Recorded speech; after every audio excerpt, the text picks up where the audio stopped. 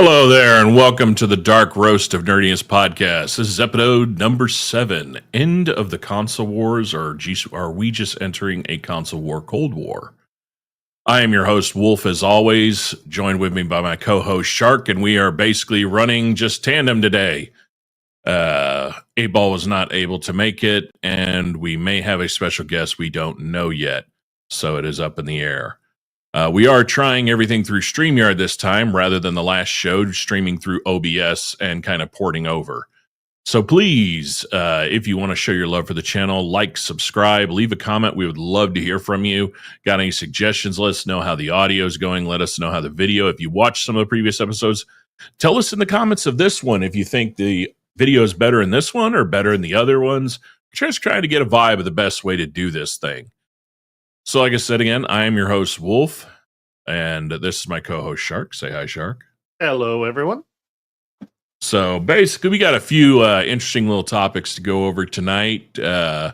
First one we're going to start with is now with the second season of Solo Leveling finished, and the third up in question of when we're actually going to see it, because it looks like, sadly, there might be a pretty long hiatus before we get it.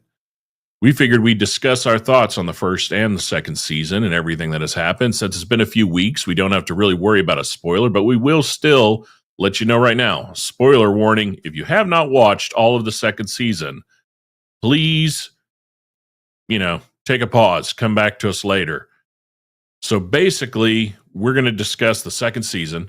We are not going to discuss anything in the manga. We're not giving away spoilers at all for forward events. Basically, we're going to be discussing everything to the end of the second season.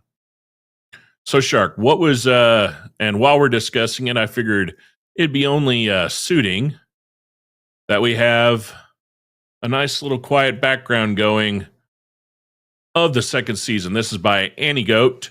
I do have his links and everything of his channel in the descriptions. Please give a like and subscribe to his channel. Show some love to him about that. So let's go ahead and get going on this. So, which is weird. It's not showing anything Solo Leveling. What the hell, guy? That is some Pokemon stuff. All right, let's get forwarded. There we go. False advertising, man. False advertising. All right, so I really enjoyed this season. I mean, the first season, because I had not read any of the mangas, was a good build-up. It had great pacing, great character developments for the main little characters that they let in, dealing with him, his mother, his sister, the female friend that's wanting to be a hunter, his partner that's going to, I guess, help him build a guild or is building his own guild. And, I think it did well, and it dropped off at a good point. But this one, man, this thing was literally just a freight train nonstop from beginning to end. And I really love that. I love that fact that we took the time in the first to build up, and this one goes into just full on, him getting more and more powerful. And yeah, like the scene showing here, my God, the battles in this one were just damn good. Yeah, they were. Like, I have to admit, I was a little disappointed that he just breezed through so many battles, though. I liked in season 1, it was, he had the struggle, and until the end, there was no struggle for him. He was just yeah. And you're right. We did see him struggle the first time with the wolves, then the wolves with the steel jaws, and then the basilisk. I mean, yeah, he did, and then all the way to even the end fight of the first season, where he gains, basically Tusk as a rebringable shadow that he can basically call up at will. You're right. This one led more into kick-ass, but at the same time, I don't think that was a bad thing, because you're just like, oh damn. It builds you up to where, when that final battle is such a struggle, that you realize, okay, he is more powerful than the character he's battling still, but he's still unaware of what he's capable of doing. Even though the creature he's fighting goes from, fuck you, Lord of the Humans, I'm going to rip you apart, you're nothing, you killed my queen, blah, blah, blah, blah, blah, to near the end of the fight going, what in the fuck am I facing against? You're not human. What the fuck are you? Yeah. And I like that. I like that it left him in in a sense. And even when he gained that final ability and all the other stuff, even he's just kind of like, wow, fuck, I'm a little worn out from that one. What the hell? Well, and what's interesting is you have to remember, this was the third raid on that ant pile. Yeah. And they had suffered so many casualties before that it was what? Like 2 decades since the last time they had gone? Like they had basically quarantined off the area and told everybody, don't fuck with it. Yeah, exactly. And which leads you to believe, too, of what is down the line. I mean, I know you've read the manga. I haven't. I have them all on order. I'm going to be reading them. But yeah, it definitely does raise the question of what in the living hell is out there that we've already been introduced in the side to 3 characters that are potentially as powerful or even more powerful than him at his current level. So yeah, I'm definitely interested in it. I really did, again, like this season. I love the build up. The fact that now that it's out in the open of what he is. And I love how that one other S tier hunter was sitting there, like when he saw him, kind of smirking because he knew, he had that inkling, like, this motherfucker can level up. It's like he's not capped like the rest of us. And that just gave him that, like, literally, I fucking knew it. It gave him that moment. I fucking knew it. But at the same time, then he's just kind of like, fuck. Because he's the only one out there that's ever been able to do that. So now he's in the back of his head, like the rest of the world, that, to some extent is thinking, only him and the leader of the head guild, the older guy, know this. Everyone else in the groups and everybody that saw it pretty much just think, oh shit, he's very powerful. He's an S tier. He's, cream of the crop. Yeah. But now that he has people that are aware through his own actions of what he is, in a sense, and the only one of his kind, my theories is, at what point are they going to take him from, he's a hunter we can use, he's the hero, he's this, to, is this guy going to be a fucking threat? Yeah. Because now they don't know how high he can go, and that proves that he can already supersede everybody else that's out there. Yeah. Well, and what's interesting, though, is you're so used to seeing these S classes, but there's a class above that, too, that's technically out there. And we get to get a glimpse of one of them. Was that the one on the boat? Yeah. Yeah, I was wondering about that. When he just went, whoop, and everything just obliterated, I was just like, that's not that's that national level. That's what they call the national level, which is higher than even the S tiers. Yeah, and he's what, US, right? Yes. His character, yeah. Because I figured by the Navy he was on, yeah, he's basically, I just love the fact that he's like, finally something to fucking do. And then it ended, and he's just like, well, shit. It's almost like Saitama in One Punch. Exactly. I keep going up and going up thinking it's going to be fun, and then blam, it's like, well, shit. But yeah, no, and just the fact that, he is grown as a character, and he's grown in power, and when he's in these, fights, or, in wherever he's fighting, you see the loss of humanity in him. Oh yeah, every time, as more powerful as he gets, the more disconnected he gets. Correct. Until the ant fight, when he sees the chick he's interested in, we'll say, and she gets obliterated, and he's like, oh hell no. Yeah. Well, it took it brought it back home that in a sense, he's been doing so much on his own and has had no connection really with any of these other hunters, that it's kind of, there's no reality, not reality, but what I'm saying, there's no consequence to him.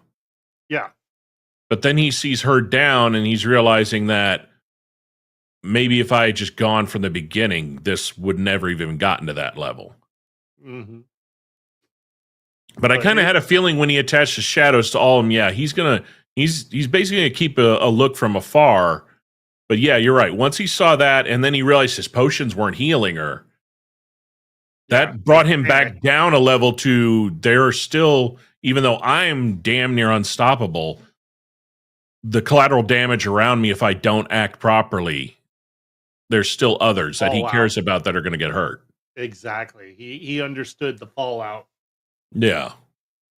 Now that with them showing his, the character that I'm going to say it, even though, everything's solidified. We said no manga spoilers. If you're so stupid that you haven't figured out that the other S Hunter that popped up out of the portal after all those years is his fucking father, you're an idiot. I'm still, yeah. No, that's why I mentioned it. It's like I saw him. And it's, I'm just hoping how much they can fit into third season. I'm hoping the wait is worth it, or at least maybe they can bring out a movie, or they need to do something. The sad part of the world the way it is nowadays and the way most people's attention spans are, about 10 seconds in length. If they wait too fucking long, it's going to hurt them. Well, especially considering that you have Academia coming out again. You got One Punch coming down. I haven't watched the new one from the guy that did Cowboy Bebop. I know there's mixed reviews about it, but there was also mixed reviews about Cowboy Bebop. There are people that are going to love it. Even to this day, there are people that watch Cowboy Bebop. I don't look at. I didn't get it. But then there are people that love it, and especially if you're like a musical type person, not into Broadway musicals. People, I'm talking musician or someone that loves music composition, loves movies that have great soundtracks because it heightens the experience. Cowboy Bebop did that with the jazz that's in it, and so does this new cartoon. I mean, this new anime. So I haven't watched that. I'm about halfway through Devil May Cry, and I'm still kind of up in the air on it. I just got through the first three. If I can talk, the first 3 episodes that have dropped for One Piece. The new episodes. Yeah, the new episodes, basically the completion of Egg Island, or leading up to the end. I think what Solo Leveling should do is they should go the way of Sword Art Online. They've had 2 really good seasons. Come out with a movie. Yeah, and he even said in that interview that is, I guess, something that's already been in the talks. They do have the game that's out. They do have the web novels. I mean, there are things that are out there. All that worked out really well for Sword Art Online because it started getting a little monotonous. Yeah. And then they stick out a movie, and it was like, it brought the attention back. Draw me back now. It's just drawn. It's done. But this one's not done yet. Yeah. I mean, speaking of Sword Art Online, you got to give it credit where credit is due. It did have one of the best backup scenes ever done in Alsatian. Or Alicization, or however you enunciate it. I always fuck it up. I think you got it right. But yeah, when they think everything's all fucked, and then all the characters and all their friends from both worlds just drop in, that is like one of the top 10 tier backup has arrived in anime. Yeah. Because Asuna was about to be cooked. Yep. So yeah, it's like if they do something, they've got to just do, even if it's not a movie, even if you just release anything, pop webtoons, do a side story, do anything that you have a right to be able to do, because I know right now it's something dealing with rights, or it's a legal issue basically, and a studio strength with the studio when it comes to why it's going to take so long to get a third. Now, that being said, that interview and all that happened before the second season finale ended. It hadn't aired yet. Yeah. So hopefully, people, if you're listening, get your ass on there to Crunchyroll, watch it, vote for it in the Anime Awards. If there's enough traction and the studio realizes it, you can force their hand. They're not going to sell their ass. Well, yeah, we still may wait a year, but not 2 years, 3 years. There's such a big following right now on this anyway. Like, this has been one of the biggest animes since Sword Art Online. Well, yeah, it's an amazing story. The voice acting is amazing, whether you're watching, subtitled or when the dubbed episodes slowly leak out. Both are done perfectly.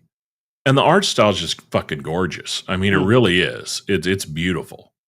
I love it's that perfect blend, kind of like how Titan was, that perfect blend of traditional anime drawing and then the digital art and then the, CGI style digital overlay. There's, it's just perfectly done. And great, like I said, the writers are really damn good at the character development on. That's what I really love about it.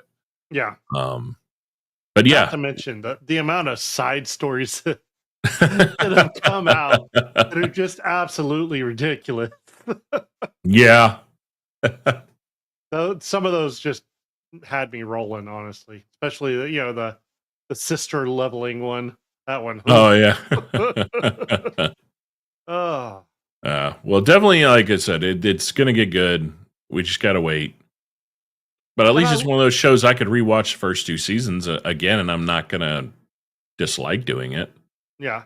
And the way they ended the second season, honestly, was perfect, because if they don't come back with the third season, you aren't disappointed with the last episode.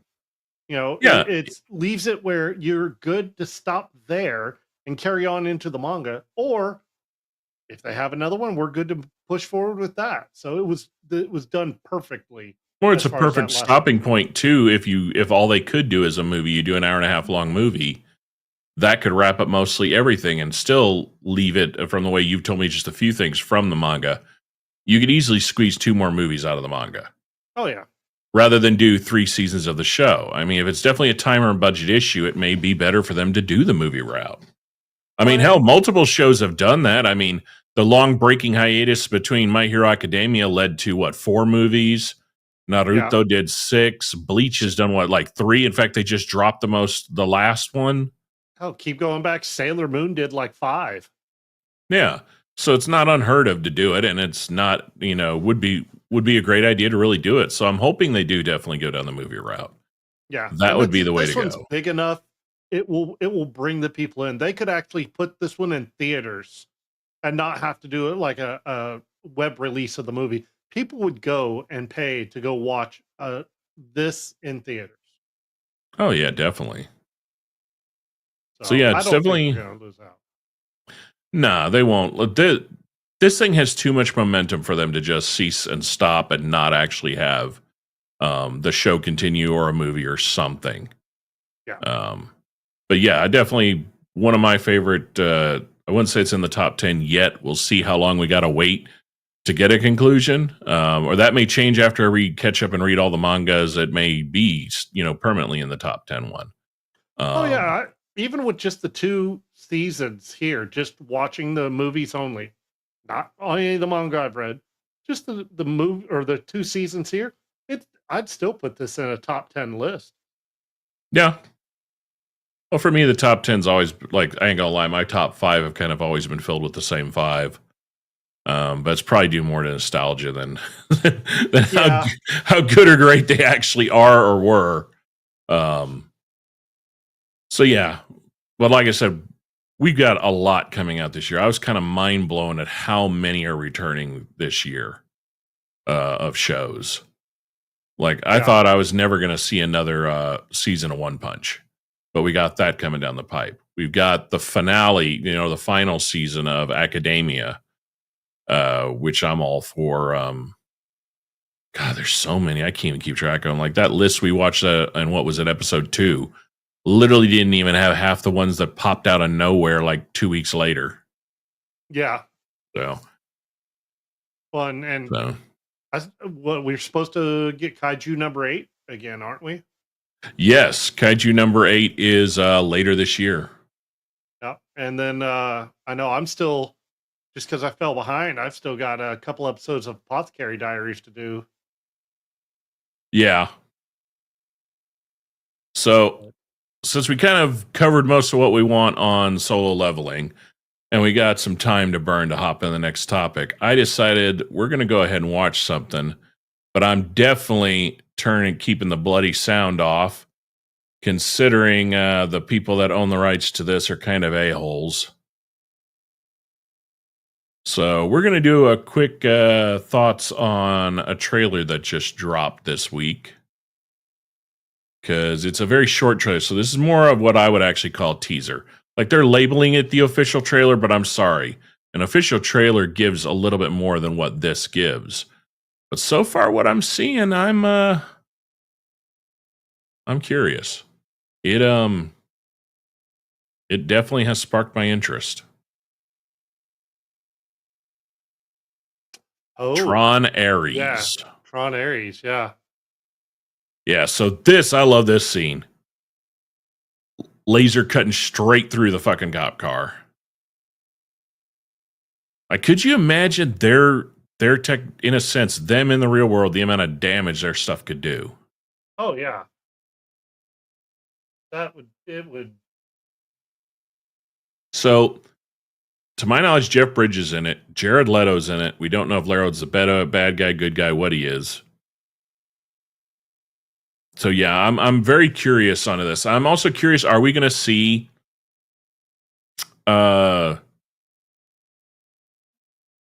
is it? Sam, what was Flynn's last name? In Tron? Don't get me lying. Yeah. So basically, I'm curious to see if we're going to see Flynn's son and Olivia Wilde's character at any point, or even referenced. Because this is definitely taking place after Legacy. Yeah. Wow. Yeah. They were able so to far. Yeah. That's what I'm saying. So far, for what they're showing, looks decent. I mean, it could end up being utter, dog shit. You never know. But I'm curious to see it. I've always been a Tron fan. I thought Legacy was way better of a movie than it was given credit. I think when it came out, people were just expecting way too much, and I think the de-aging of Bridges freaked people a little out because there was a little uncanny valley in it, but it was the first of its kind to do it at that scale. Yeah. For what it was really, really fucking good. And if they didn't have that, we would never have had the perfect de-aged Luke we had in Mandalorian. True. Because, this predated it. So I'm interested to see. This is one of the few trailers that's come out that piqued my interest, and even I'm just kind of going, okay, it could be good, or it could be utter shit. You never know. I mean, it's really gonna end up on that plot line that what they do. Yeah.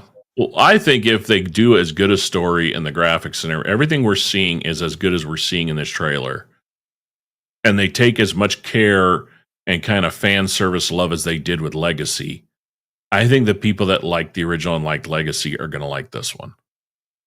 I mean, really, the people that didn't really care for Legacy, sadly, to mine, most of the people I've met that didn't like it didn't grow up with the first one.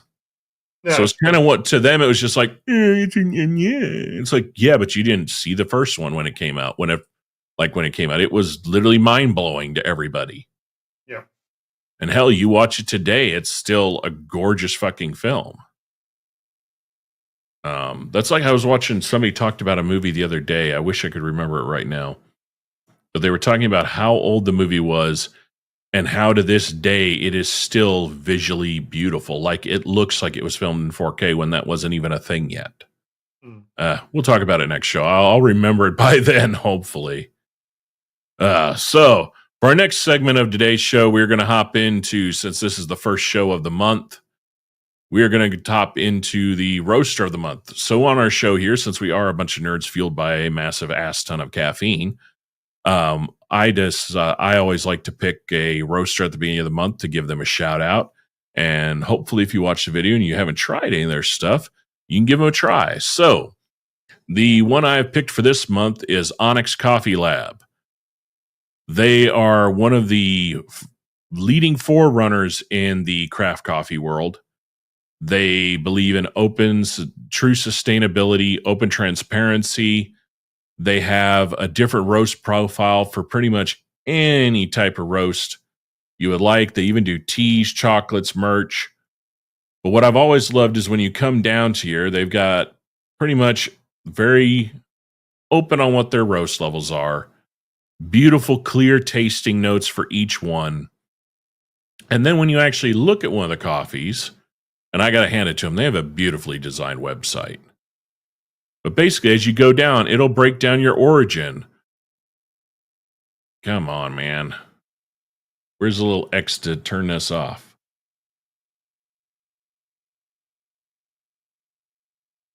Like, there it is. It was hidden in the green. It was hidden in the green. All right. So it will literally go, you can hover over, it'll tell you your extraction, the type you want to get, the average caffeine for this type of roast to the cup size. It'll tell you exactly the roasting, how they did it, how they got it, what roast style they used. Basically the post-production notes, how it was dried. They literally break down everything that a coffee nerd would want, or if you just want to learn more about coffee or know more about what you're buying. And then as you go down, they break down to the story where they actually tell you about the producer that made it, their farm, their region, their culture. It'll give you guidelines to brewing. And here's the best part. Full open transparency on the pay structure scale, what they paid per pound for the coffee, what the transportation fees were, what the cup scores. Basically, they break down everything. And very few roasters take the time to literally break down this much on each coffee that you can buy from them. So you know exactly what they paid for it, what it costs them to make it, to what they're selling it to you. Some of their coffees have been used by several different World Cup winners, especially when it comes to the barista competition.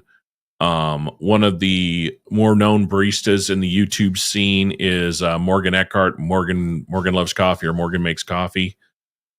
She has used this blend right here, Geometry, and I believe 2 others from ONYX in the cups that actually won her the barista championship. So they are very good coffee, very spot on quality. They even do subscriptions if that's something you want to go down. Like I said, beautiful open transparency. And if you're in Europe, they also have roasting in Europe, straight out of Europe. In fact, they offer some different coffees over there that we don't get here in the US. So definitely check them out, try them. I don't think you'll be disappointed. They have something for everybody's palate. And that is our roaster of the month. And if you want to check them out, the link again is in the description below for ONYX Coffee Roasters. Now, as for our next segment, is one of our favorites. We here as content creators that we have become doing this show and live streaming and some of the other stuff we do, have always had an issue with you watch all these people and they don't ever give credit to the videos they use. They don't ever give credit to other people. Unless they do a collaboration that benefits them, they don't ever really shout out to anybody new or talk about new people. So what we like to do here every show is give a segment that we like to call our content creator spotlight. And we rotate which one of us pick the content creator for that show. And this time is Shark's content creator, and he has chosen to pick somebody that we both personally know and is a good friend and a good guy. I'll let you take it away, Shark. All right, then. Yep, this is our friend Scott, and we know him primarily through our airsoft dealings, and he's known as USAirsoft, and he's actually native here to San Antonio. And as you can see, right there, we have on the videos, he's really big into airsoft guns, and he's actually one of the ones who, while not as big as some of the other airsoft people, he's one of the more humble ones. I'll give him that. And he will go through, and he has found people to, go over any different airsoft weapon, you name it. He's played with it, and he's got a video on it. And the amount of stuff, the production style that he does, honestly, I like it a lot more than a lot of the other airsoft creators out there, because instead of just being, oh, well, I'm better than everybody. No, he goes out there and he's like, hey, guess what?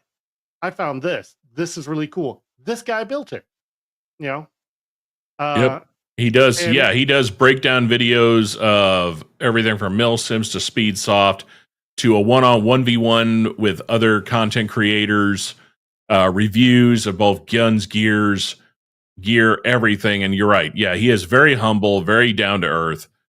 His sound and his editing, the guy is is OCD perfection when it comes to putting out a video, listening to people's feedback. And yeah, he does, even through his forum, have several sections. Like if we scroll through here, see if one of them pops up, of stuff that basically his Discord community, well, not Discord, I think it's a Reddit forum. One of the forums that he hosts, they will actually submit photos of builds that people have done, like this one, the top 10 CQB builds. These are literally people in his community that bring forward these guns, tell their stories, and then the community votes on who makes the top 10 list. And then he'll actually reach out to each individual person of the top 10 and make a segment in these top 10 videos discussing these individuals. And just to show, like, literally the sound quality that this guy has. Force in our game. Put a crowd of hyper players into an indoor arena with barriers all around, and quickly everyone is rushing for hits. CQB is the easiest way to get instant action once the game begins. So yeah, as you can see, very high production value, really good guy. And he started out just, nothing more than a cheap, knockoff GoPro, and just a real desire to make some content. And he's just shy of 500K subscribers now. Honestly, we do feel that YouTube may be messing him over a little bit because of the style, what he decides to put up as his content. Due to their new terms and services, every video he's made for the past decade has now been age restricted. Yeah. Which, by the way, hey, YouTube, that's some cocksuckery right there. Plain and simple. You can change your terms of service and require every video moving forward to honor those terms and services. But to go back and shadow ban, block, and to monetize things that are 10 years old that followed your terms of service at the time of creation, there's a little thing called the grandfather laws for a reason, you assholes. And that's something in our other channel, Full Fulminate, will be going into. Scott here risked a lot by making this video. Where is it? Right here. And he talked to a lot of people, from a high profile in the millions content creator to someone that actually worked for YouTube at the time of the interview to someone that used to work for YouTube that actually was one of the assholes that would block people. And he exposes a lot of the bullshit that's done on this platform. Honestly, I'm surprised they let it stay up. Me too. Well, I bet you 10-1 if let's take a quick look at it. I bet you, if I look at it here,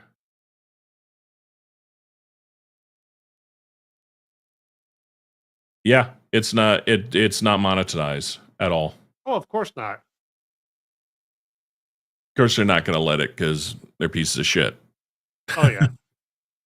Hello to everybody. Well, you're streaming on YouTube right now. Yeah, because there really isn't anything much else to do. Plus, we shouldn't have to leave a platform that works this well. We should force the platform to our will. They don't make money without the creators. That's true. If every creator for a month said, fuck off, we're not making a goddamn thing, and we're going to privatize all our videos, they wouldn't have shit to stand on at all. Yep, because honestly, what they're doing, and what's funny is that they demonetize you, but the only demonetization that's happening is they're just keeping the money. It's not like, they're stopping a contract or something like that. They just keep the money. No, I've suspected that from day one, that they're just fucking the creator out of the money and pocketing all, and they're using this. Well, because of your content, certain people won't want to run ads on it. Bullshit. No company out there, unless they are a highly Christian conservative company, give a flying fuck what you're selling if it's going to bring them money. Anybody that thinks otherwise is a joke. Well, I mean, and it's so funny because you've got these huge, gun tubers like Grantham, You want to tell me he doesn't make them tons of money? Oh, yeah. No, anybody that's in the million mark is making them a ton of money all the time because there are people that are going back and perusing through their old catalog. I mean, there are people on YouTube that their videos that are 12 years old that are still every year getting, 20, 30, 50, 60, 100,000 new watches at least. So, yeah. It's ridiculous. It truly is. Yeah. So down the line, we definitely intend to have reach out to Scott on our Full Fulminate channel and try to get him on to do an interview just to pick his brain and talk to him. And like I've said before, we have a musician friend of ours who looks like may not going to make it this show, but definitely wants to go on the Full Fulminate with Scott and get two different perspectives because she's a person that was shadow banned and basically had her entire channel almost stripped from her for copyright infringement. Yet the copyright was put on music that she produced, she wrote, she sung, she played, and has all the licensings and rights to. Because let's face it, all these people, AI is going to rule the world. No, AIs are tarded right now, big time. AI, when it listens to algorithmic stuff, is only processing the first 5 to 10 seconds. And when it comes to music, I can show you at least 20 songs. Give me a day, I can bring you 20 songs. Then the first 5 to 10 seconds, you're going to think it's the same fucking song. Oh, yeah. Right? I think it's funny that how they're all like, oh, well, the singularity is going to happen any day now. I'm sorry, the singularity is going to be Bobby freaking Boucher. No, it ain't going to be Bobby Boucher. It's going to be the You Can Do It guy. Right? I'm not. Even Bobby. Or no, who was it? Ron Howard. God did not entitle me with a fully functioning brain and looks. That's going to be AI. Exactly. Oh. Goodness gracious. Well. Oh, Jesus. All right. So I see we got another next subject we're heading into. All right. I'll let you take the lead on this one. This is your baby. Oh, yeah. So since we are into the nerdy stuff, one of the new things that's supposed to be coming out this year that I'm a little bit excited for, because I was big into the Avatar series, and no, I'm not talking about blue space people. Oh, you mean Fern Gully in space? Yeah, Fern Gully in space. That's all Avatar was Fern Gully in fucking space. Oh, but yes, Avatar, as in Avatar: The Last Airbender, and so on. They're coming out with a third one, which is Avatar: Fire and Ash. And now, where's the timeline in this one? Do we know yet? You know what? Never mind. This is Fern Gully in space. I hit the wrong one. So yeah, we're doing this. The one I was referencing though is Avatar. They're looking at doing Avatar and bringing it around to an earthbender this time. Instead, we've already went through air and water, and so the new Avatar, they're supposed to be bringing out an earthbender for Avatar. Okay, that would be interesting. I liked all the Avatar series. I know some people had an issue with Korra. I didn't. So yeah, I see your title now for what we're supposed to be talking about now. That's Avatar: Fire and Ash, and that's the wrong one. That's the James Cameron. That's the James Cameron. That's the Fern Gully in Space Part 3, and this was supposed to be more brutish, battle ready Na'vi that we've not seen before, and the thing about Avatar is, and I'm going to give credit where credit is due. Gary at Nerdrotic is completely correct when it comes to Avatar. It's going to look gorgeous. It's going to look beautiful. I mean, we already know that. It's going to literally, kick every movie in the dirt. It's going to make $1 billion on its fucking opening month easily.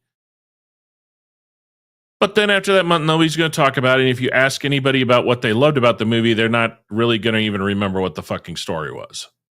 True. Because I loved the second one. I thought it was gorgeous. Do I remember most of the story? Fuck no. All I remember is a bad Uncanny Valley mini Sigourney Weaver Na'vi.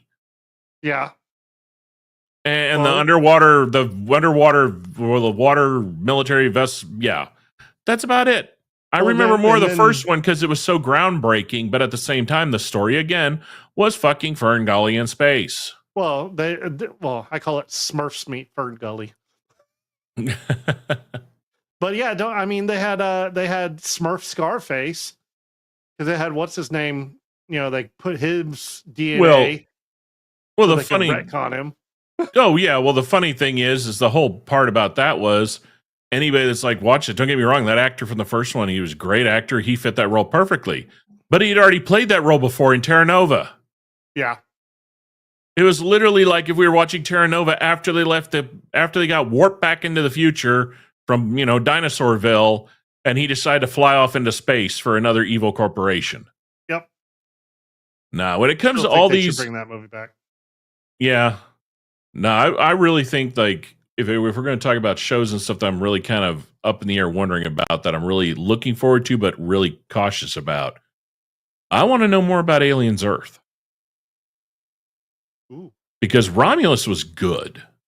Yeah, like Romulus really has some of the best CGI scenes I've ever seen in a film. Like the ship going into the damn asteroid into the belt and just ripping, like grinding away like sandpaper. I mean, you made a damn good film when even you have astrophysicists on YouTube watch that scene and are just like, holy shit, that's what it would do. Yeah. Like they couldn't argue. They could not argue the science at all. Yeah. They were all happy because they're like, oh, somebody visualized it. What I love is some of these idiots that reviewed it, and they're all like, well, all right, now I'm going to sound like hold on. We must need this. Warning, this is your only warning. The following preceding events may be deemed sensitive, and if you were easily offended, now is your time to leave. If you have a sense of humor and are not easily offended, please put your seatbelt on, keep your hands inside the vehicle, and enjoy the ride. Okay, now that we got the warning, I can pretty much go unleashed right now for a few seconds. All right. When it comes to React channels, I don't care if you do it. Just give credit where credit is due. Share your proceeds if it's a small creator you're using. You've got the fucking money. Don't be an utter fucking thunder cunt like SS Sniper cunt and just steal crap, lie about shit, and be an utter psycho hoe. But that said, I don't understand the fascination with them. I've tried watching a few of them, and most of the time when it's a group of people, I can deal with it. Well, I'll rephrase that, and now I'm going to sound like a chauvinistic asshole, but I don't care. It's the truth. When it is a group of guys, for the most part, I can watch those React comments without getting upset or getting annoyed, even though I won't watch them all the way through because I just get bored with them. But sometimes I want to see other people's takes on things, see if they see the same things I did or didn't. But the ones where it's like a dude and his chick, it's literally every chick in these is the chick that's in a movie theater that you want to toss out the fucking first story of the building head first.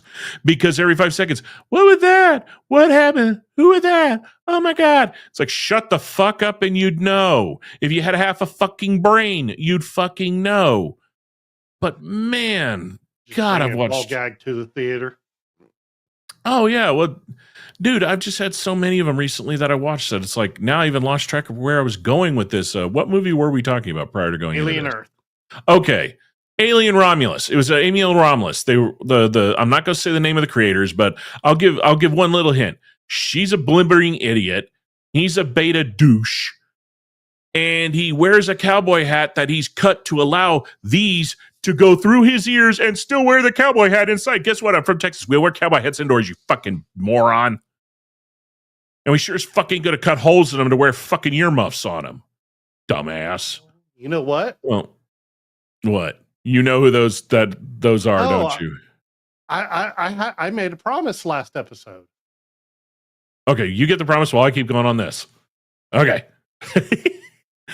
So Romulus, they're reviewing it. Here's the part that she says, and you're going to get a laugh out of this, Shark, because I know you're listening. The scene where things are going off and they're hitting out in space and the camera is outside the ship. Out of all the great effects, after all the action, all the thing that's happening, what does she comment about? Why is it not making any sound? Because it's in fucking space! That's why it's not making any sound. It's in fucking space, you idiot. Oh, the wizard hat. The wizard hat. Well, hopefully Entity hops in or watches the video later and sees it. So yes, see, he is a man of his word. He brought out he brought out the ginger Gandalf hat. That's right. But no, she's literally commenting about why everything crashing in the ship is not making a sound. And it's like, sound. There is no sound in space. There's nothing for it to go off of, you idiot. It's a vacuum, people. Yeah.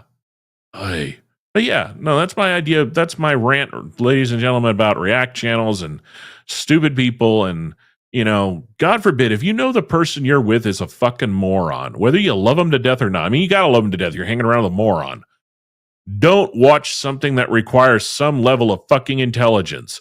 In fact, if you really want to watch something funny and a reaction of them that's funny, if they've never seen it before, throw on a movie that literally is the perfect representation of them and tell them it's a documentary. Put on Idiocracy. How did I know you were going there? Because it's literally reality. It came from the. I believe that. Yeah, I believe the writer of that movie came from the future and just lied to everybody, and made the movie hopefully that somehow people would watch it, laugh, but at the same time stop that from happening. And now it's probably sitting in his chair going, "Fuck, it's actually happening." That's like I just watched warn them. First episode of season 7 of Black Mirror. Oh, I haven't watched that in a while. Oh, dude, it is that episode. Yeah, I've been watching reviewers watch it, and the comments they're making are just so fucking out of touch. So I'm gonna do spoiler alerts for anybody that hasn't seen it, but I'm not gonna ruin the episode because you still need to watch the episode because the episode is so far the 3 episodes I've watched, phenomenal actors they picked, again, great writing. And are so fucking emotional that, damn, what? Finish. I've got some good news, though. Okay, good. Yeah, well, we got to do our intro into that then. Is it worth breaking? It is. All right, well, let me finish this then. I know. All right, awesome. If you're that excited, now you get me. Now I'm like, woohoo. All right. So in this episode, a woman gets injured. Part of her brain gets damaged. A company comes in talking about how they can replicate that part of the brain.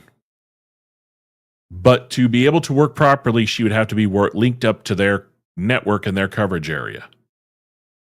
As the show progresses, as you can imagine, like good old cell phone companies, the plans keep increasing. The prices keep increasing. If you want the options, like I'm not going to spoil the best parts of it.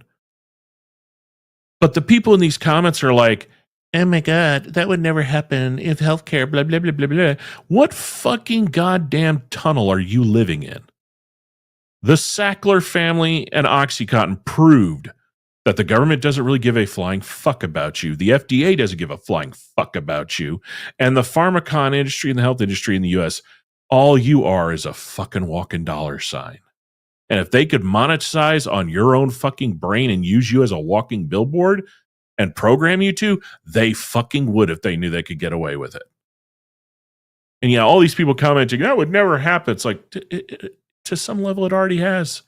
When you're watching the media and the news is using the same word for word in every one you go across, or 27 senators make the same exact video word for word for word. Ladies and gentlemen, that's neurolinguistic programming. Now, if you don't think they couldn't put a chip in your fucking head and fully control you that way, think again. Whoa. On that note, for what Shark's got coming,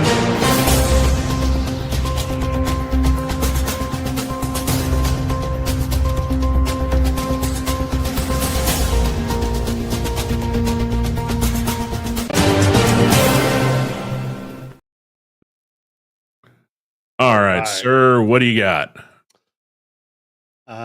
One of the shows that you and I quite like was renewed for a 4th season and is actually coming out in just a couple of days on tax day. All right, I'm trying to think what was at a 3rd season now, because quite a few of them are at the 2nd and 3rd. May 15th this year. Okay. Love, Death, and Robots. Oh, nice.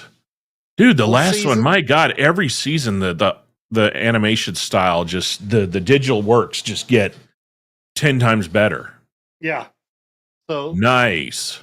Love, Death, and Robots is coming back with 10 new animated shorts. Nice. Ladies and gentlemen, that's been your breaking news. May 5th or 15th? 15th. May 15th. Love, Death, and Robots, season 4. What's crazy about this, I never even heard about that. I have not heard a single word about it. Well, and the crazy part is about Black Mirror, it got me thinking about it. Well, the weirdest part is normally when you hover over your watch list or stuff, if something new is coming out on Netflix, they say new season coming. And last time I hovered over that, and that was maybe only a week ago, it didn't have it. For it coming out so soon, you would have thought they'd already kind of be, pushing that out. But then now that I'm thinking about it, with Black Mirror and everything, they've got like 6 things that just released, so they're probably waiting. It'll probably be by the end of this month. We'll see that ticker go on that says new season coming.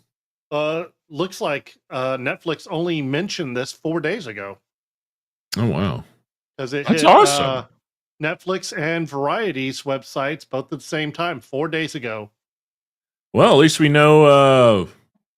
I can't see a calendar right now, but whatever episode we're filming after that, we'll definitely both have to binge watch that and be talking about it. Oh yeah, because man, I still go back and rewatch the first 3. Oh yeah, those things are gorgeous. Well, the one that always really gets me is the Fox one. Ooh, like that is hands down my favorite episode with the kitsune. Yeah, mine is actually out of the current season. The robots walking through the remnants of humanity, trying to guess and figure out what humans did with what. Yeah, that was just a perfect. Yeah, because it starts burning. No, that one was just it was cute, it was fun, and it was entertaining. That's why I like that one a lot. Man, now I gotta put it on my rotation. Go back and watch all 3 now before the new ones hit. And then I've got 4 more episodes. 4 more episodes to watch of Black Mirror, because I think it's 7 episodes that dropped. I will tell you right now, watch the first one in order, but skip and go to the one called Eulogy with Paul Giamatti. That one was a gut punch. That one, if you do not get a little teary-eyed from that one, you literally have no heart. Because his acting and what it's about, literally anybody that's even been remotely close to those situations, I'll leave it at that. It is meant to hit you. So nice. And on another note, if people want a recommendation, if you have not watched The Pit on HBO yet, you're missing out. That is the most diehard, realistic medical show that I've ever watched. And the best part is each hour of each episode is an hour in the day of the shift of the people you're watching. And it's perfectly done. Like, they just finished the first season now. I think it was the other day it dropped. The final episode dropped. So go check it out. All right, so now we're going to get into our main topic of the day. The console wars. Are they over? Are we just going into a Cold War? I mean, we're going to peruse over the history, what started the console wars, the first beginnings, the casualties, and where we think it's going to go. So basically, as we're discussing all this lovely little information, I decided that we should have something nice playing in the background. So this is the complete history of the console wars. We won't have the audio on, but it'll give nice little visualizations of what we're talking about and kind of break down of the history. So I'm going to basically go through the timeline. As we go through the timeline, we'll kind of discuss, because luckily me and Shark played most of these and grew up with most of these. Yep.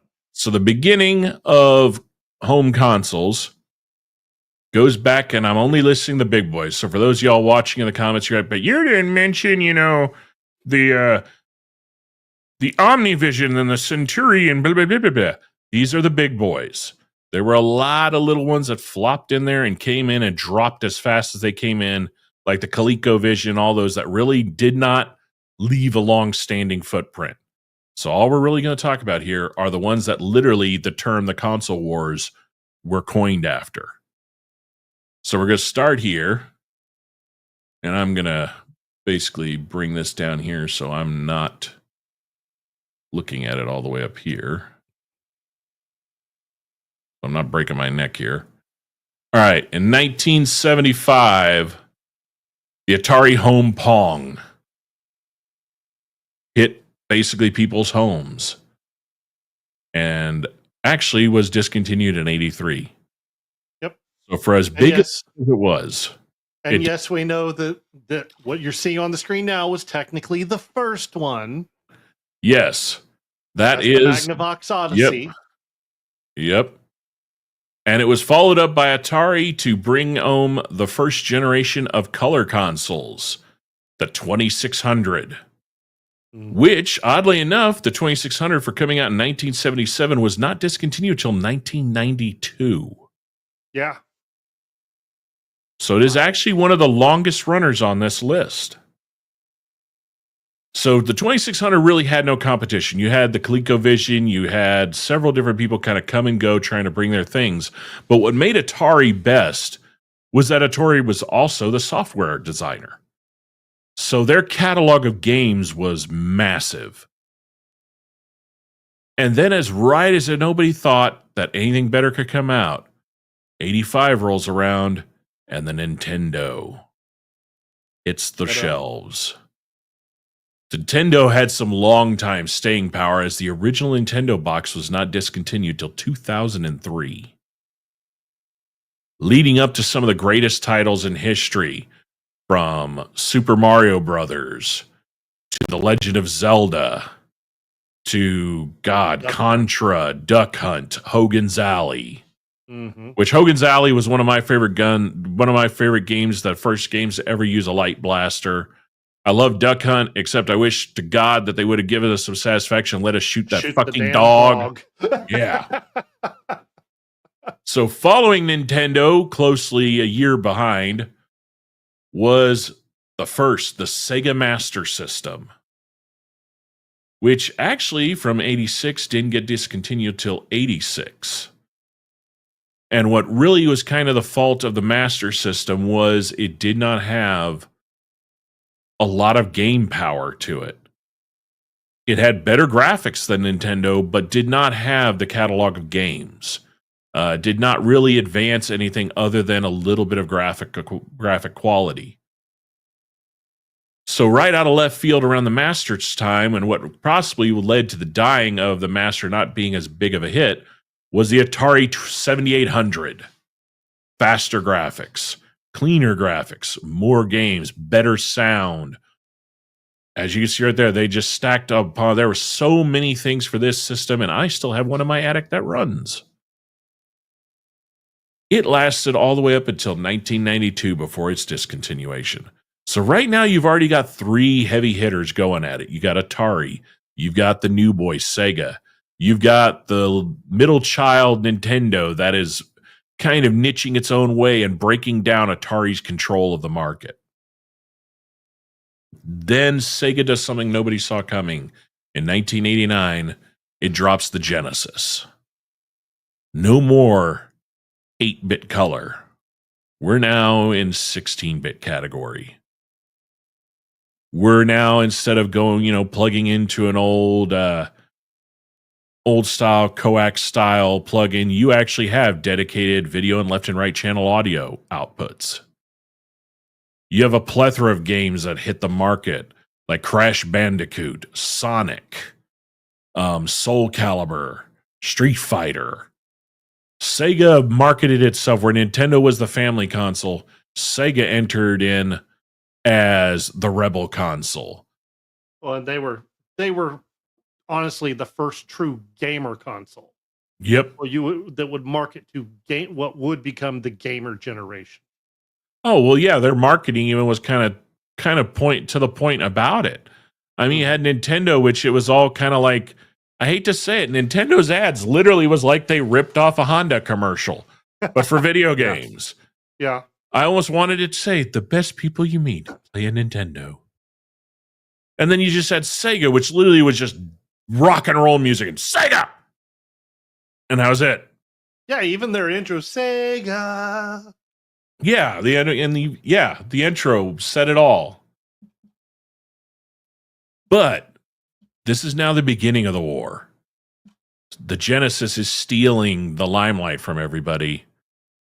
Well, Nintendo decided to up the game, and on 91, dropped the Super Nintendo. And out of left field, now we get all of our game titles we've been playing on Nintendo with better graphics.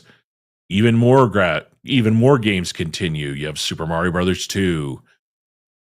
Yeah, the Super Nintendo was game changing. I mean, the Super Nintendo utilized things that nobody had before. I mean, you even had game titles built off of movies on the Super Nintendo. Mm-hmm. And you had memory cards come into play with them. Yeah. And you also then now finally had your first semi-ergonomic controller. It wasn't cornered. It had round edges. It had multiple layout buttons. It actually had the first generation of upward toggle buttons because you had the top flappers. Yeah.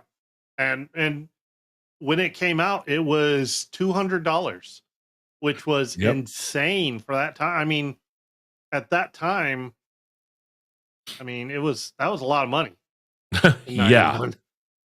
Yeah. Well, that's why I think it's hilarious that, people are complaining about the Switch is coming out and it's going to be like, what, $449 or $499. Well, they're like, oh my God. Yeah. They're like, oh my God, it's going to be so expensive. And I'm not too worried about the tariffs on that. You got to remember that's a Japanese company. So it's Nintendo. Japan is going to do a tit for tat on the tariffs. So if we say 10, they're going to do 10, they're going to be happy and they're not going to give a shit about it. That's not their problem. And you got to remember, even though some of their components are made in China, China's buying it through and from them in Japan. So it's not really going to carry over too much to us. I don't think we're going to see it affect much on that end. But yeah, the NES was game changing. I remember playing that nonstop at friends' houses. And it actually had some pretty decent movie made into video game titles. I mean, they weren't the greatest, but they weren't like some of the pieces of shit that have turned out recently. Yeah, but you had Mario World. That was your first for Metroid. That was the one you really got into for Metroid. Yeah, because the graphics at that time were just it's not just little blocks. He's smooth. Yep. He's got a helmet. He's so you really got into Metroid. Don't forget Mega Man too. Oh yeah, then that was also the start of Mario Kart. Yeah, start of Mario Kart. You also had Donkey Kong. Yeah, the first big Donkey Kong title. Donkey Kong Country. Came out during that. However, though, the Genesis, I gotta have it credit. The Genesis still had one of the funniest games I've ever played in my life. Earthworm Jim. Completely out of there. It was literally, ladies and gentlemen, if you have never watched any videos of Earthworm Jim or ever played it, if you have a PC, get an emulator, get that game. You will laugh your ass off. It is literally if Rick and Morty made a video game in the 90s, that's what Earthworm Jim was. Yes. It is just pure insanity. Annoyed by everything. Oh yeah, no. That game was unapologetic on everything, on every front. I mean, the only other more unapologetic video game character at that time wasn't on any of the consoles. It was on PC, and that was Duke Nukem. Oh, yeah. That was... So... And yeah, well, ladies and gentlemen, we'll do a PC show one day talking about the history of some of the crazy games. Yep. So now we're at the beginning of the war. And your bigger forerunners is, again, Atari, Sega, Nintendo. And then out of Japan to try to rival Nintendo comes a system that was way advanced, way ahead of its time, and brought something to the home market that nobody had ever seen because the company itself did not. So where Nintendo and everybody was trying to give you that arcade experience at home, none of their titles were anywhere to the level of the arcade games at that time. In 1991, the Neo Geo gets released. Neo Geo was an arcade manufacturer, an arcade software company. They gave you literally, if you played Soul Calibur or Samurai Showdown at the arcade, the version you played at home on the home system was a 1-to-1. Yep. The downside being the Neo Geo console, depending where you were in the US, could be anywhere from $1,000 to $2,000 for the console and $200 to $400 per game. Which, for coming out in 1991, the Neo Geo's short-lived little life ended in 1997 as SNK stopped making all consoles and continues only on games as its roots in arcade machines. So it had a short little run, but man, there are people to this day that will still hunt for one of those machines and still play them. And still to this day are amazing in graphics. I mean, I remember I had one friend that had one. So far ahead of its time. Yeah. I mean, it wasn't the first, CD console, No, it was still a cartridge. Yeah, but then it moved. No, it was a cartridge. It was a big cartridge, though. Damn, I don't remember. Yeah, the Neo Geo was a cartridge system. You're jumping ahead. I'm jumping ahead. So good that you jumped ahead because you're not jumping too far ahead because our next one is where that comes into play. Yeah. With the Neo Geo showing people at home that the experience of an arcade was possible in the home, it kind of rattled everybody else in the scene. So much so that Sega rushed in and in 1992 released the Sega CD. Now, as it being the first CD console system, it was the first of its kind. It had a lot of issues. Load time errors. Not a lot of titles were put out on it because the cost of production to produce those games at the time was not feasible, that a lot of people just weren't very aware. Companies didn't want to invest. So sadly, the Sega CD only lasted till 1996 when it was discontinued. Sega CD wasn't first. Well, we're only talking the big boys.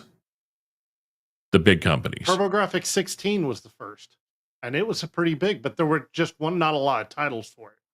That's why I didn't include it in the list. I consider that under a smaller system because if you look at it when we're talking about for the console wars, TurboGrafx had a very little footprint. It did, but with it being the first one to create the CD media, it really was the foot in the door that created. Yeah, it was the foot in the door, but it came out literally within months of the Sega CD. They were neck and neck to each other. What you're looking at is what came out first was the Lynx. The TurboGrafx Lynx. TurboGrafx CD in North America was released in 1988. No, that's not the one you're thinking of. That was a totally different system. That CD was nowhere near in quality to where the Sega CD was. Oh, yeah. No. Yeah, the only thing that came close from TurboGrafx was the 16 Lynx. Yeah. And the only thing that we'll get in, that'll be another show because I want to talk about the portable units. Because where the TurboGrafx 16 Lynx excelled at was the fact that you could take your cartridge you could take the mini disc out at home and pop it into the mobile unit. Yeah. And it worked really good. I knew a lot of people that had it. So yeah, by 96, the Sega CD's gone. 95, and that's probably due to the fact that in 95 Sega releases the Saturn. So right now, in the rotation of the war, Nintendo has 2 systems out. Atari has 2. Sega's already up to 4 systems roaming around before they all, reach their demise. So at this point in the war, it's the battle of attrition between Sega and Nintendo.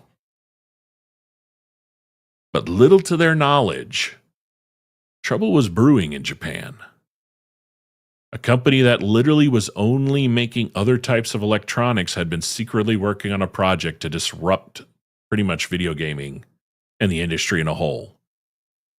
And literally just months after Sega puts all their money into dropping the Saturn, Sony PlayStation gets released. And now, ladies and gentlemen, we are at the apex of the war. You have 4 companies battling for supremacy. The war of the Japanese companies are into full swing, and Sony comes out and hits it out of the fucking park. Graphics like nobody had seen. Physical CD discs. Removable memory. Haptic shock in your controller. I mean, literally the PlayStation was a game changer. For months when the PlayStation came out, you could not rent one at any video rental place. They were all booked and gone. Yep. We actually, me and some friends, banded together and because of a friend that worked at Hollywood Video, were able to snag one. And through a 20 to 40 hour, we can't remember how long it was because we were all pretty blitzed out of our asses. There was 15 of us at a friend's party playing nonstop the game D just to beat it. And the first Resident Evil. We played both of them back to back nonstop. Just drinking and partying while the whole party behind us is going on. We're just locked in this freaking game trying to beat it. Each one of us remembering, hey, you remember this goddamn puzzle. You remember that fucking puzzle. So when we die, it's your job to solve it. For me, it was Gran Turismo. Oh, yeah. That was, for the PlayStation 1, it was Gran Turismo because it was always, you got to see cars that, like, even though it was pixelated, it's like, oh, I'll never see this in person. That's only because I'm in the game. And you're like, yeah. And then after that, just because I'm big nerd and love dragons and eating, Spyro. Spyro is badass.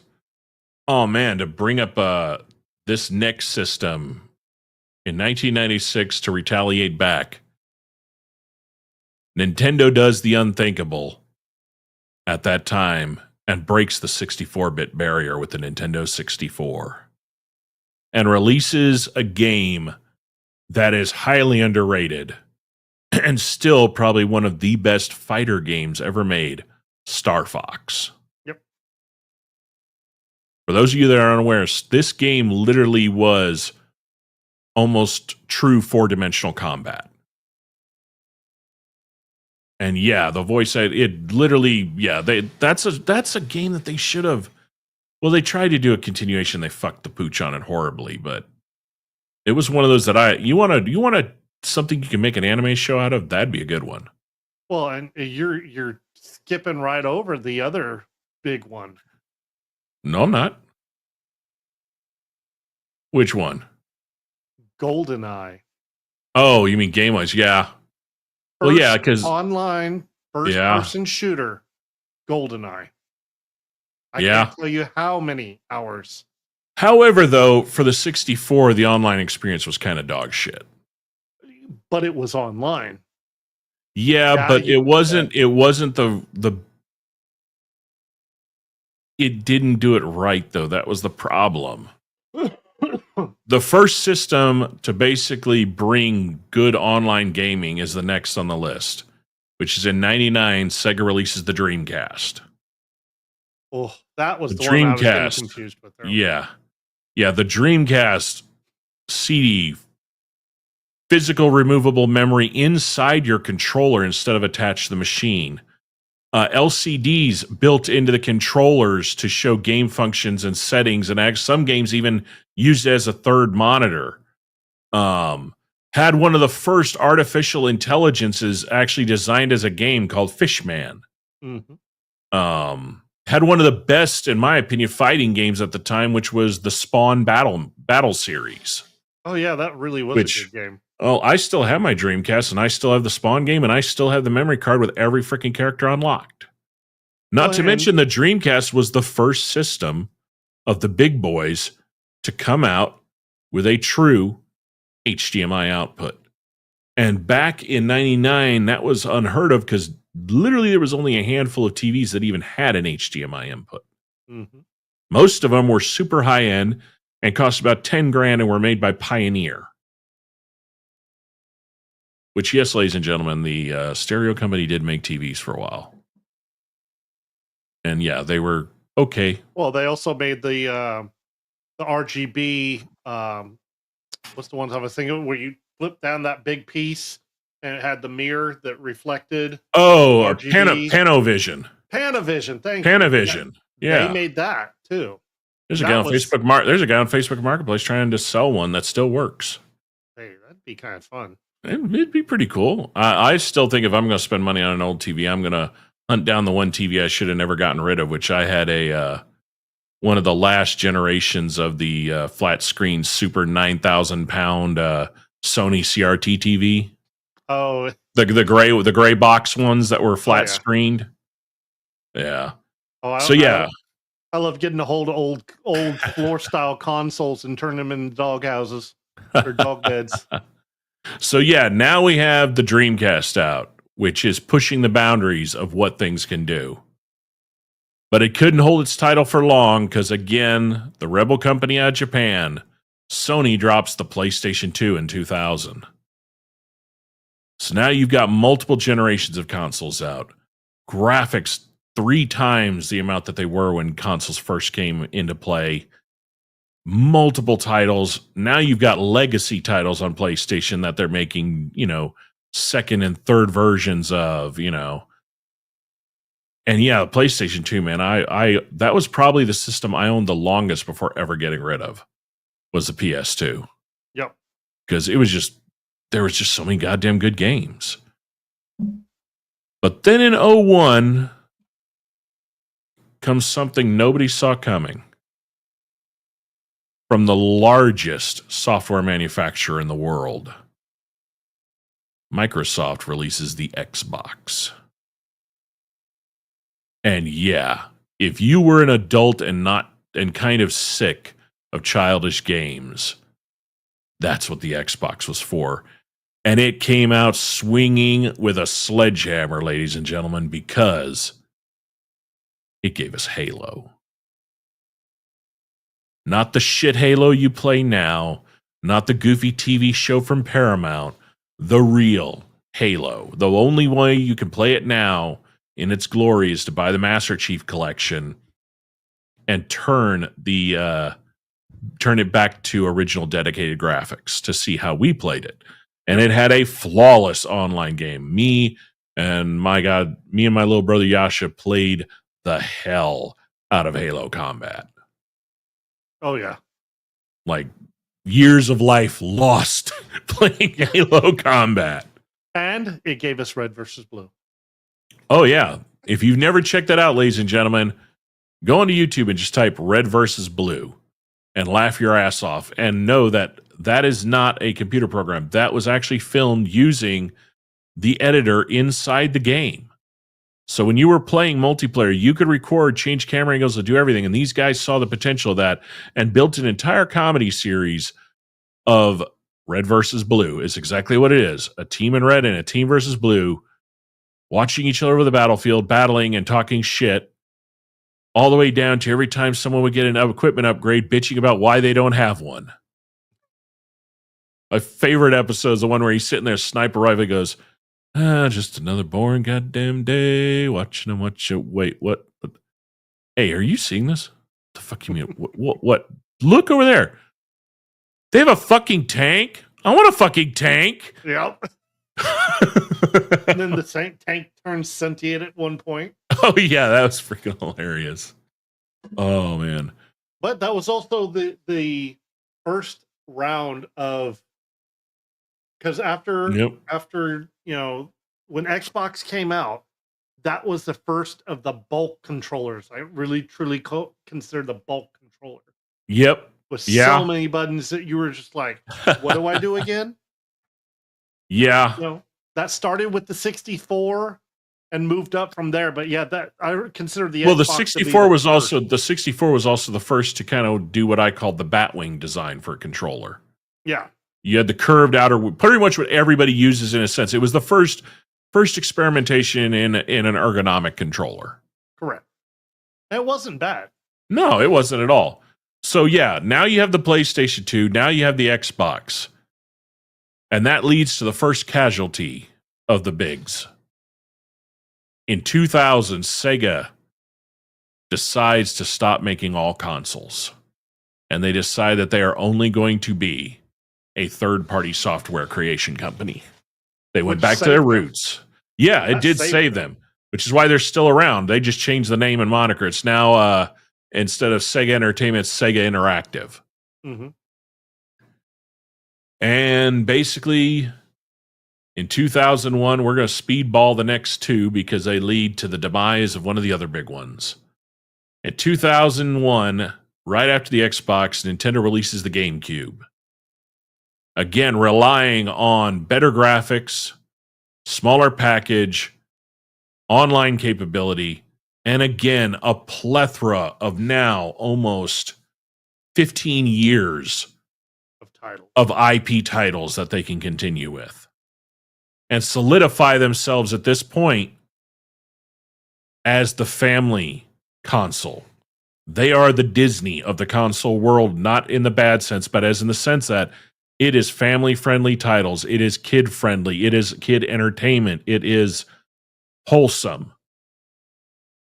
And that basically gains them a market advantage for family members that are buying for younger kids. In 2005, Xbox comes back out swinging with the 360. But this is a big note in the sense that in 2003, Atari has basically heard what's coming down the pipe from Xbox. They've seen the rise of Nintendo, the powerhouse of Sony, the demise of Sega, the demise of the Neo Geo. And in 2003, Atari decides to disband the company, and the catalog and everything is later down the line sold to Warner Brothers Interactive. So now the war is in full swing.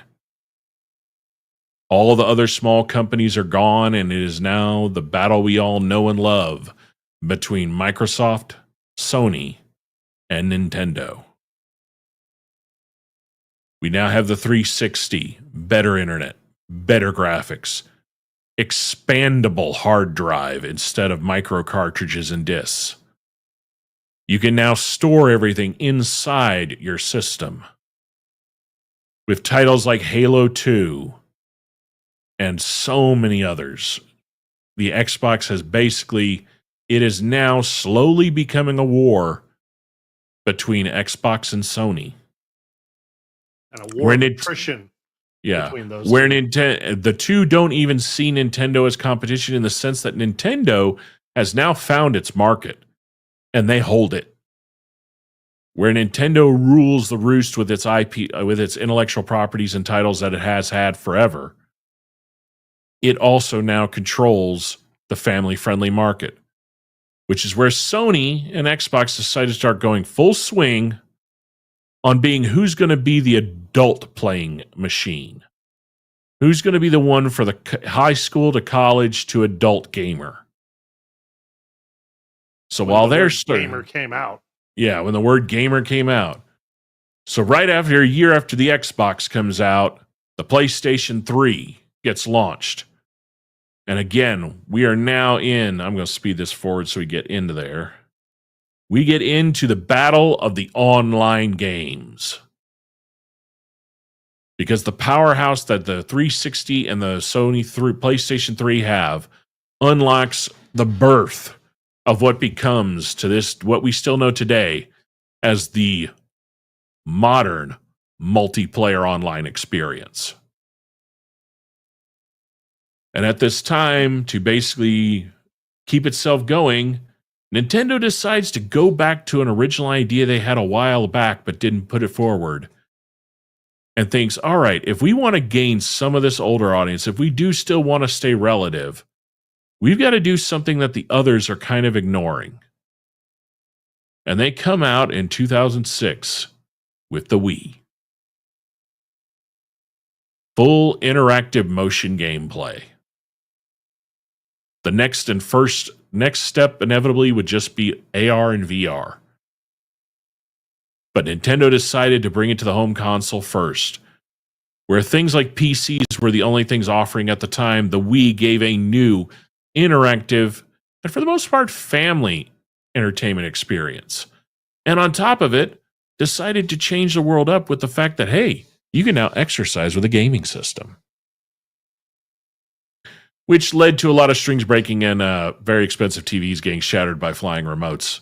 And unlike most of us gamers that have done that at walls when the remote just decided to fly at a high rate of speed during a rage-induced infliction, these were just basically people not wearing the straps on the fucking Wii remotes properly. Go look that up, people. There are tons of funny videos of that crap happening. Bowling and tennis were the two worst. And then following a few years later, the Wii U comes out. So right now, Nintendo has its niche, and it will always have that niche, and that niche is basically the diehard loyalists. Nintendo, I will hand them, has some of the most diehard loyalists out there. It's almost like literally the Apple people had I would know it'd be more like the Nintendo were the Apple babies, not the other way around. In 2014, the PlayStation 4 finally comes out, followed by the Xbox One and the Nintendo Switch.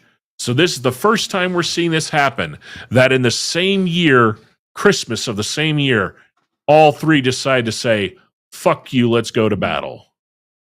The Switch being the first unit to be able to dock and play on a TV and actually pop out and be a completely handheld unit was a game changer. And of course, we now have the Switch 2 coming down the line. Xbox One led to super fast internet, faster processing, faster graphics, full online interactive capabilities. But where it falters is it tried to gain a niche that nobody wanted. It tried to be a home entertainment unit at the same time, which nobody asked for. We didn't need. And it kind of, in the sense, hurt its sales compared to the PlayStation 4. Few years go by, and now we've got the PlayStation 5, and on the same year again, like they did the years before, on the same time frame, PlayStation 5 drops and the Xbox Series X and S drop. And that's where we're at now in the console wars, ladies and gentlemen. Multiple casualties are gone. Nintendo is surviving by the Switch and a few other titles. But here's the interesting part about this list. Out of every console that's been out, the Xbox, the PlayStation 4, the Switch, the PlayStation 5, the Xbox Series X and S are the only ones still in active production. Even the Xbox 360 and the Xbox One in 2020 were discontinued. So the ones you see of the Xbox Ones on the shelves are literally just new old stock. Mm-hmm. So right now, that's where we are. Has the war finally ended? Because now what's up in the air is if Microsoft is going to continue to make consoles. Nobody knows. It is very up in the air if they're going to continue. It may that they go this route of Sega and just become a massive developer again.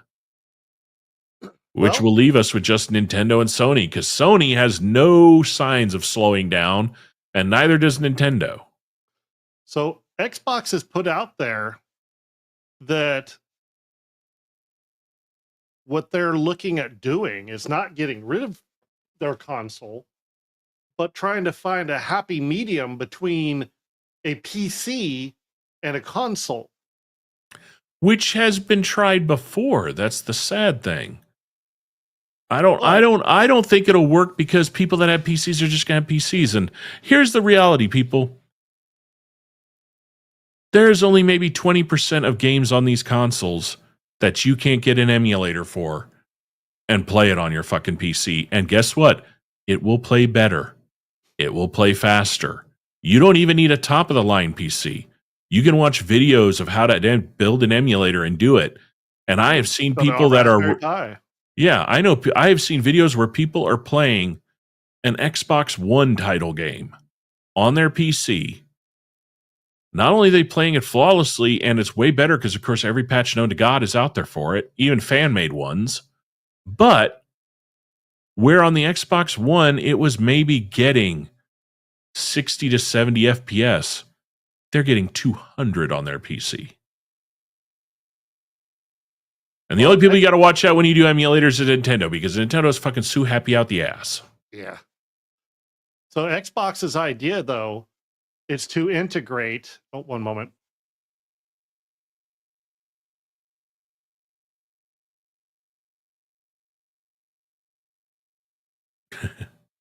It's the computer's trying to take over. Oh, but yeah, it heard you. It heard you talking about itself. It didn't like that. Xbox is looking at trying to create something that is Windows based that will still run like an Xbox, but will be a Windows based thing, so it can include things like Steam. So all of your exclusive PlayStation titles go out the window.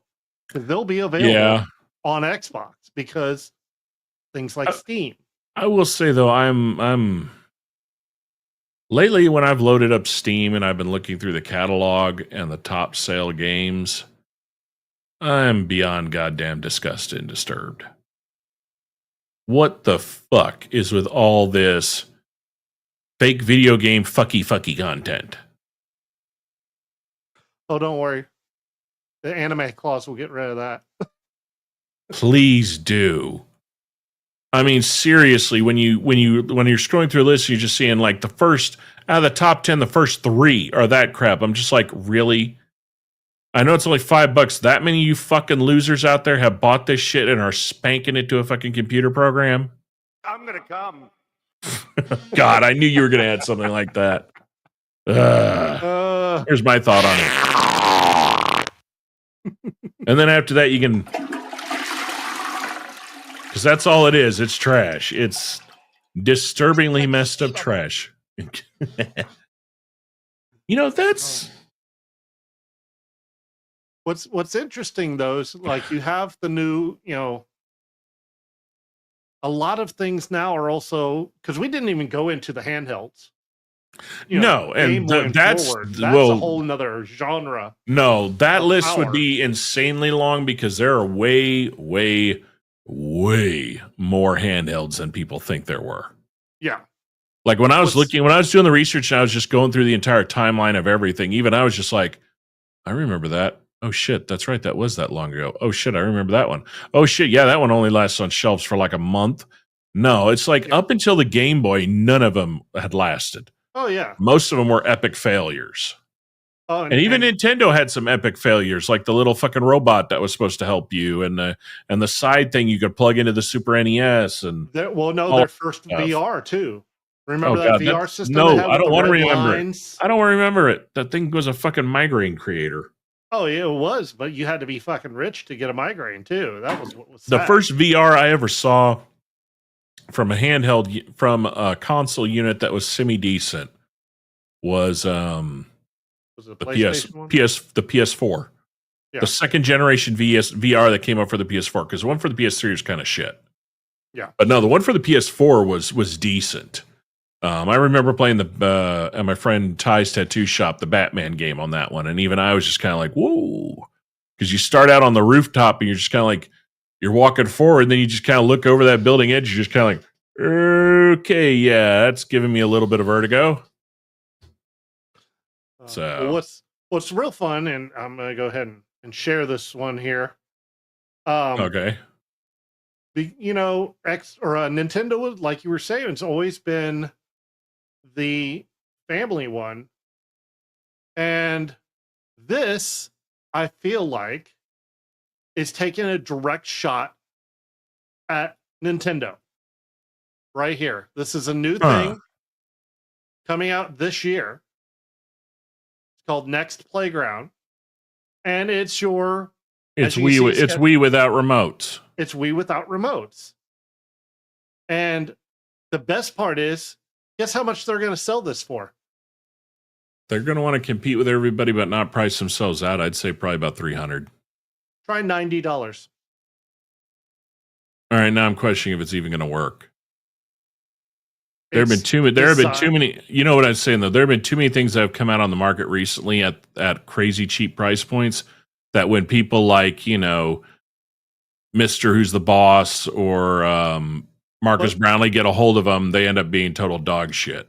Remember what this is geared towards, though. This is your 5 and up crew. Yeah, but I'm not talking about that. I'm talking about how it runs. Like the videos and everything they're showing may, you know how it is. Marketers will speed stuff up. Marketers will make stuff look smooth. If it's actually going to play even remotely smooth, and you and I both know, no matter how young the kid is, if it's laggy or choppy or doesn't look like what they're showing here, they're not going to really want to play with it. Well, what's interesting is that's easy to fix because all it has to do is be a heavy RAM based system. Have lots of RAM. Yeah. That'll- No, that'll this is fix definitely that. something to look into and keep an eye on. I'll be curious when reviewers finally get them and get a hold of it and kind of tear it down and take a look at it. Yeah. I will say the one thing that they do have going for them is the fact that apparently they sold their souls to Sesame Street. Oh yeah. And Well, actually, Sesame Street's gone and this now. and this Actually, Big Bird's this- dead. this Peppa should be bacon thing. But I mean, honestly, I've got a younger child, and well, okay, now it's saying 99. Oh, now I you're saw lying. earlier- Oh I no, am no, lying, no! It's evidently. $199. What I was looking at earlier said 90, but now this is saying not 190. Still at 199 though. I might try this out and All right, do a click review on the it. buy on Amazon. I want to look at the reviews. Let's It's see saying what they got. 4.7. Let's see how many reviews it has, and let's see All if we right. can tell how many are bots or not. Let me share there we go. All right. Here we go. 199. 1,300 reviews, 4.7. All right, let's click on those and see what shows up. Oh, look, we got Okay, so that's legitimate actually pictures. all right. First, as a UX and graphic designer, I love the design of everything in the next playground. Opening it was easy. Okay, so that's a real one. Let's go down. The customer service needed a replacement cord. Okay, well, almost all of them are US already too. So Yeah. I was looking for a birthday gift for my 13-year-old son. I came across the device and had not heard of it. Had not even heard of a few weeks ago. I read through the reviews. Okay, scroll down. Huh.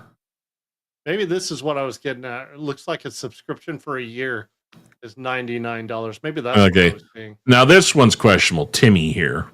Timmy. No, just look how it's worded. One of the best products we have ever bought. It is geared toward family, but it is also amazing for moms that do not have enough time or work. That's a bot. Yeah, I'm sorry. that's a bot. This one though. Now, yeah, this is namer as a gamer myself, everything like this.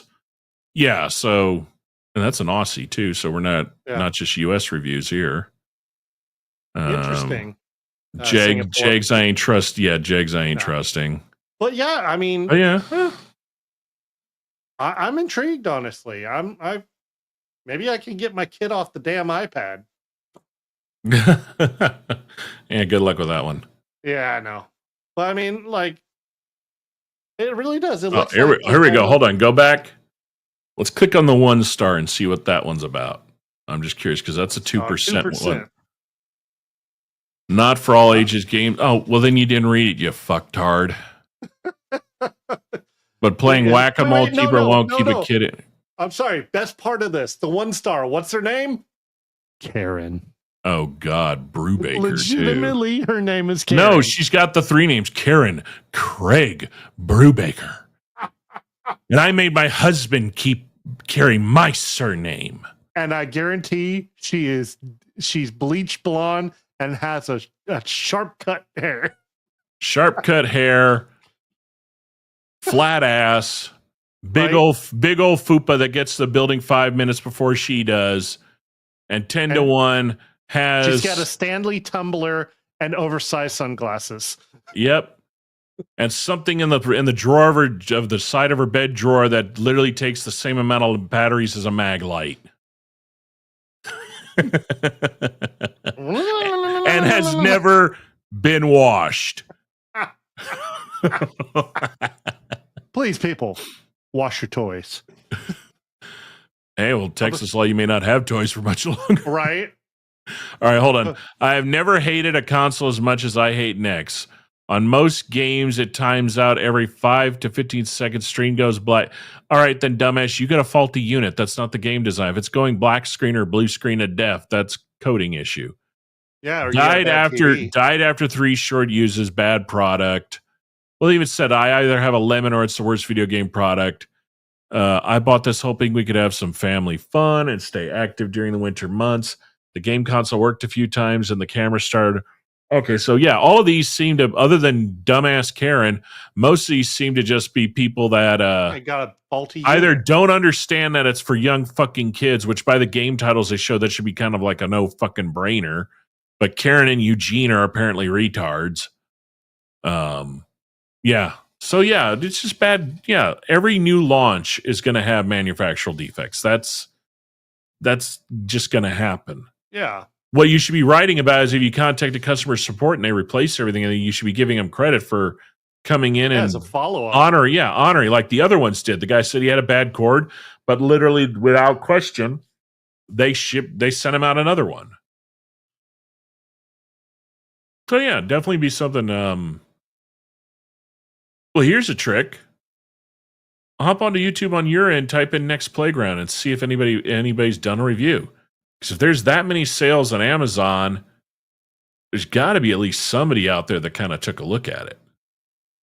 NEX Playground.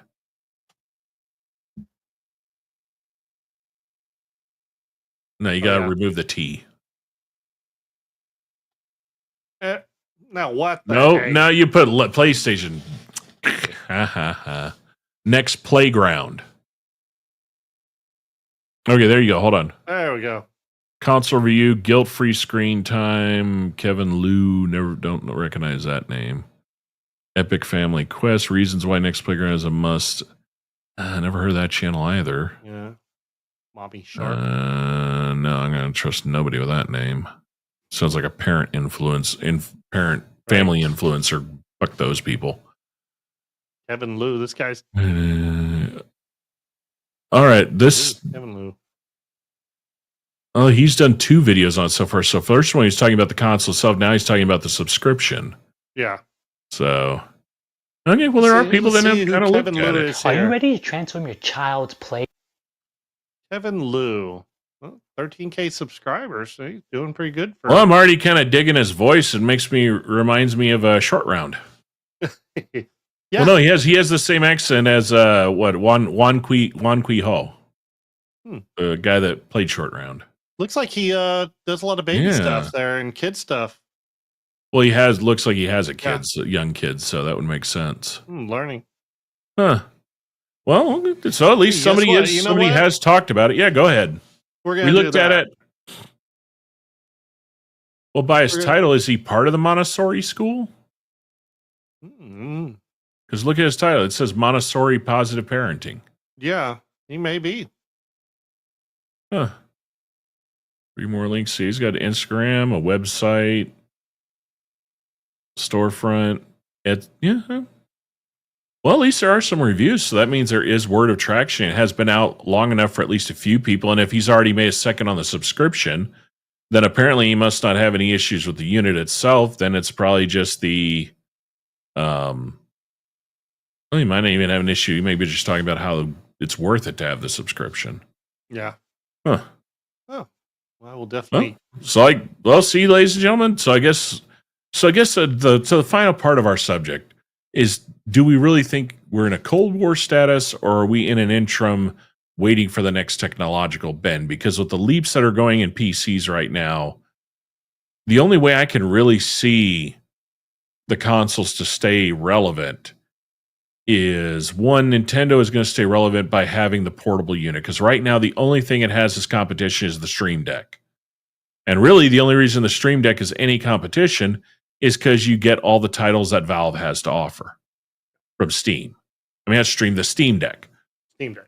And then there's one other one out there, but it also piggybacks off of the Valve system.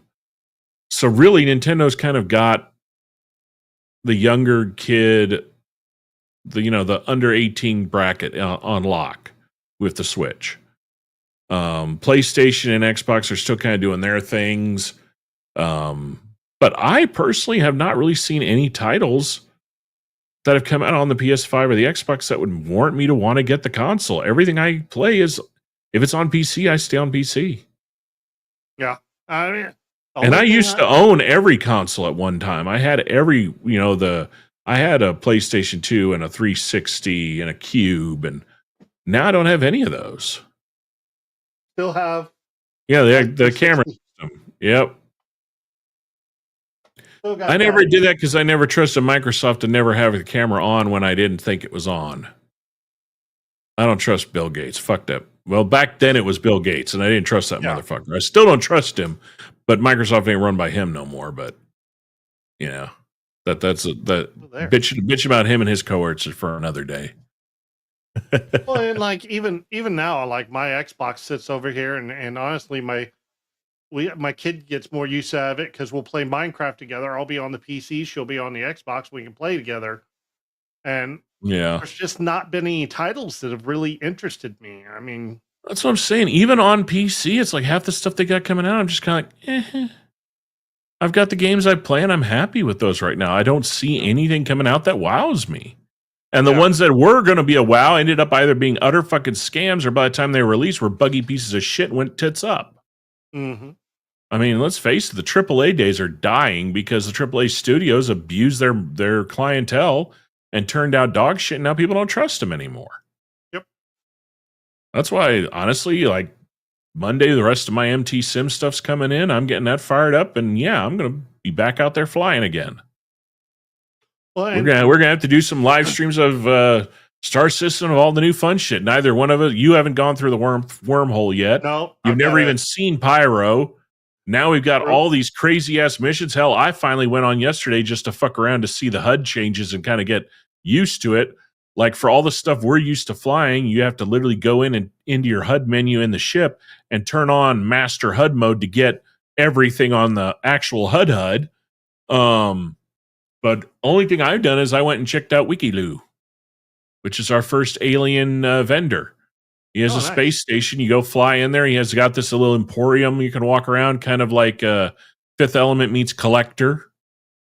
And there's all sorts of shit that he only carries there that you can go out in the verse, and he'll give you a list of items he wants, and you trade in those items. You get that gun or that suit of armor. Or hell, there was a group of 50 guys that banded together, and they were the first in the world to, he literally has a Wikiloo edition Polaris with a custom paint job and custom weapon loadout. They were the first to claim it. Ooh. But it took 50 guys a week to gather everything to do it.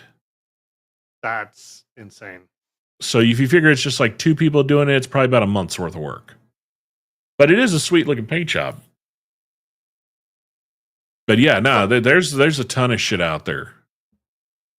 And what's interesting to me also is we were talking about the Steam Deck, and you've got plenty of other candidates out there now. Do like Acer is coming out with the Blaze or a Blaze 11, right? That's damn near it's a damn near a tablet. Like, you're walking around. At what point is it going to be where you're just walking around with a damn near a laptop? It's pretty much where they're getting to again. Citizen. Yeah. Because it is it that way. The graphics, everything is getting smaller. I was actually in a weird way. I was talking with one of my bosses. We were talking about how, like, for those who don't know, I work in a data center, and data centers used to be these huge buildings, and warehouses. And now, because of how technology is shrinking, you can have an entire data center in the size of a living room. Yeah. I mean, we've moved ours down to what? 20 racks, an entire data center in 20 racks. That's crazy. Yeah. No, everything's taking leaps and bounds. But be interesting to see. So, but yeah, that covers our topics for this evening. We thank you for joining in on us. Please, like we said, like, comment, and subscribe. We'd love to hear from you. We'd love to hear your thoughts. If you got any subjects you'd love to hear us talk about, leave them in the comments section. We'll gladly get back to you. We do this every 2 weeks, so not Saturday coming up, but the Saturday after, we'll have our show. We will hopefully have a full panel that day. And since we definitely have not gotten into most of our... We've done a lot on gaming recently. We've done a lot on tech coming recently. I think what we really need to talk about on this next one is we need to go just full tilt into TV and movies. Discuss our greatest hits, the ones we love, the ones we can go back to, recommendations we give to people if they've never tried. So we thank you for watching. I am Wolf, as always, joined with Ginger Gandalf, a.k.a. Shark. And we thank you for watching. We hope you had some fun. Again, like I said, we'd love to hear from you. Thank you again. Be careful out there. Take care. We'll see you in 2 weeks.